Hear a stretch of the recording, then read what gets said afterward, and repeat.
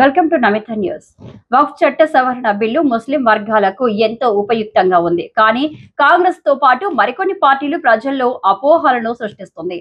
వక్ఫ్ చట్ట సవరణ బిల్లు ముస్లిం వర్గీయులకు ఎంతో ప్రయోజకరంగా ఉందని కాంగ్రెస్ పార్టీతో సహా మరికొన్ని పార్టీలు వక్ఫ్ చట్ట సవరణ బిల్లుపై ప్రజలను అపోహలు సృష్టిస్తూ తమ పబ్బం గడుపుకోవాలని యత్నిస్తున్నారు. స్వాతంత్ర్యం రాకముందు ఉన్న చట్టంలో కొన్ని మాత్రమే సవరణ చేసి ముస్లిం వర్గాలకు మేలు చేసే ఈ బిల్లుపై అపోహలు విడనాడాలని తెలుపుతున్న బీజేపీ నేత ఆయూబ్ ఖాన్.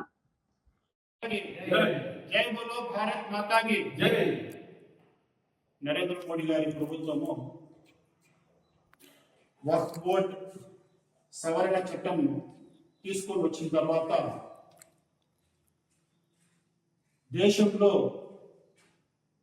ప్రతి ఒక్కరూ దీన్ని ఆమోదిస్తే, దీన్ని ప్రేమిస్తే ప్రతిపక్ష పార్టీల్లో రేగిస్తూ ప్రజల్లో లేనిపోని అపోహలు తీసుకుని వస్తున్నారు.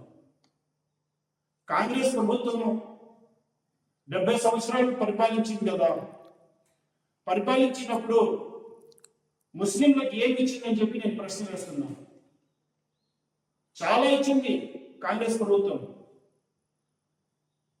ఏమి పంచగంగిడి పెట్టుకోమని చెప్పి, పంచం చేసుకోమని చెప్పి, నెక్స్ట్ ఈ బుట్టలు ఆపుతారు చూడండి, బండి తోపుడు బండి, కంకీలు అంటారు దాన్ని, అవి పెట్టుకొని అమ్ముకోమని, next cycle shop, mechanic shop, కష్టపడి జీవులు ఏదుంటారో దాన్ని మాత్రమే ఇచ్చారు. స్వాతంత్రం రాకముందు ఏ విధంగా ఆర్థికంగా ఎలా ఉన్నారో అదే విధంగా ఇప్పుడు కూడా ముస్లిం యొక్క సమాజం అలాగే ఉంది. నేను వక్ఫ్ బోర్డ్ చట్టం ప్రకారము వక్ఫ్ బోర్డ్ యొక్క ఆస్తులు ప్రభుత్వం ద్వారా దీన్ని వేరే వాళ్ళు ఆక్రమించుకోకుండా, అంటే ఇప్పుడు ఇస్లాం చట్టం ప్రకారము వక్ఫ్ అనేది ఇవ్వబడిన, అంటే ఒక్కసారి ఇచ్చేస్తే మళ్ళా తిరిగి ఇవ్వలేని వక్ఫ్, ఇదే అనమాట వక్ఫ్ అంటే. అలాగే 2018వ సంవత్సరంలో కేంద్రీయ వక్ఫ్ పరిషత్ నివేదిక ప్రకారము భారత్లో 10 లక్షల కోట్లకు పైగా అంచనా, అంటే 10 లక్షల కోట్లు విలువ చేసే ఆస్తులు భారతదేశంలో వక్ఫ్ కింద ఉన్నాయి. ఆ వక్ఫ్ కింద ఉండే ఆస్తులలో దాంట్లో వచ్చే ఇంట్రెస్ట్ ఒకవేళ పేదవాళ్ళకి ఇస్తే ఎంతమంది బాగుపడుతుంటారు? వక్ఫ్ ప్రకారము ప్రతి ఒక్కరికి ఇవ్వాలి. పేదవాళ్ళకి ఎవరికైనా ఇచ్చారా పెన్షన్? పోనీ చదివే పిల్లలకి స్కాలర్షిప్ వక్ఫ్ ప్రకారం ఇచ్చారా? సవరణ చట్టం ప్రకారం అయిపోయిన తర్వాత ఇప్పుడు పేద ప్రజలకు అది వర్తిస్తుంది. వచ్చే ఆదాయంలో పేద ప్రజలకు సహాయం చేస్తుంది ఈ యొక్క వక్ఫ్ చట్టం. పేదవాళ్ళు ఉండకూడదని చెప్పే ఉద్దేశంతోనే నరేంద్ర మోడీ గారు ముస్లింలకు చైతన్యం తీసుకొని రావాలని చెప్పే ఉద్దేశంతోనే ఈ వక్ఫ్ సవరణ చట్టం బిల్లును తీసుకొచ్చింది. ముస్లింలు మహిళలు చాలా మంది ఉన్నారు, విధవరాలు అంటే విడోస్ చాలా మంది ఉన్నారు. వాళ్ళకి ఏమైనా వక్ఫ్ ప్రకారం ఇచ్చారా? ఇంతవరకు ఈ బిల్ పాస్ అయిపోతే దాన్ని కూడా పెన్షన్ రూపంలో ఇచ్చేదాన్ని కూడా సిద్ధంగా ఉన్నారు.